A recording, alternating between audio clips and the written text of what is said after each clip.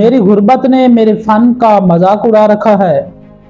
तेरी दौलत ने तेरे ऐब छुपा रखे हैं। कहते हैं कि जब जनरल अयूब खान साहब पाकिस्तान के सदर थे तो उन दिनों जनरल अयूब खान साहब को भारत में एक मुशायरे में मेहमान खसूसी के तौर पर बुलाया गया। जब मुशायरा स्टार्ट हुआ तो एक शायर ने एक दर्द भरी गज़ल के साथ अपनी शायरी का आगाज़ किया। जब वो शायरी करके फारिग हुआ तो जनरल अयूब खान साहब उस शायर को कहते हैं कि मोहतरम, जो गज़ल आपने स्टार्ट में पढ़ी बहुत दर्द भरी गज़ल थी, किसी ने खून के आंसुओं से लिखी होगी। और दाद देते हुए कहा कि मुझे बहुत पसंद आई। तो वो शायर बोला कि जनाब आली, इससे बड़ी आपके लिए खुशखबरी और हैरत की बात यह है कि इस गज़ल का खालिक, इस गज़ल को लिखने वाला लिखारी यानी शायर आपके मुल्क पाकिस्तान का है। जनरल साहब ने ये बात सुनी तो हैरान रह गए कि इतना बड़ा हीरा मेरे मुल्क के अंदर और मुझे पता तक नहीं।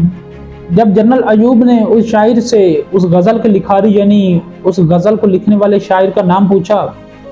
तो उसने कहा कि जनाब, इस दर्द भरे शायर को सागर सिद्दीकी के नाम से याद किया जाता है। जब जनरल साहिब पाकिस्तान वापस आए तो सागर सिद्दीकी साहिब का पता किया तो किसी ने बताया कि जनाब वो दाता अली हजवेरी के दरबार के करीब रहते हैं। तो जनरल साहिब ने उसी वक्त अपने चंद खास आदमियों पे मुश्तमिल वफ्द तहाइफ के साथ लाहौर भेजा और उनको कहा कि सागर सिद्दीकी साहिब को बड़े इज्जत और एहतराम के साथ मेरे पास लाओ और कहना कि जनरल अयूब खान साहिब आपसे मिलना चाहते हैं। और जब वो भेजा हुआ वफ्द लाहौर पहुंचा तो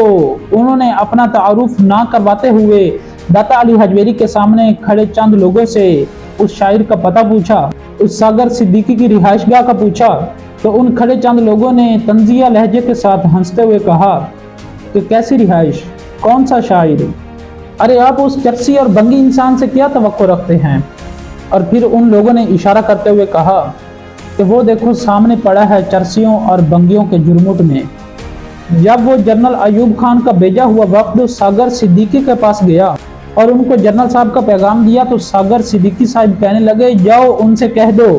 कि सागर की किसी के साथ नहीं बनती, इसीलिए सागर किसी से नहीं मिलता। जब सागर ने यह बात कही तो बशबूल सागर नशे में मस्त वहां मौजूद हर एक नशई जोरदार कह कहे के साथ कुछ देर के लिए जिंदगी के दिए हुए गमों को भूल गया। बहरहाल बेपनाह असरार के बाद वो भेजा हुआ वफ्द वापस लौट गया और सारे अहवालो हालात से जनरल को आगाह किया। कहते हैं कि जनरल अयूब खान फिर खुद सागर सिद्दीकी से मिलने के लिए लाहौर आए और जब उनका सामना सागर सिद्दीकी से हुआ तो सागर सिद्दीकी की हालत जार देखकर जनरल अयूब खान की आंखों से आंसुओं की एक ना रुकने वाली झड़ी लग गई और फिर उन्होंने हाथ बढ़ाते हुए गम से चूर और नशे में मस्त सागर सिद्दीकी से मुसाफा करना चाहा तो सागर सिद्दीकी ने यह कहते हुए उनसे हाथ पीछे हटा लिया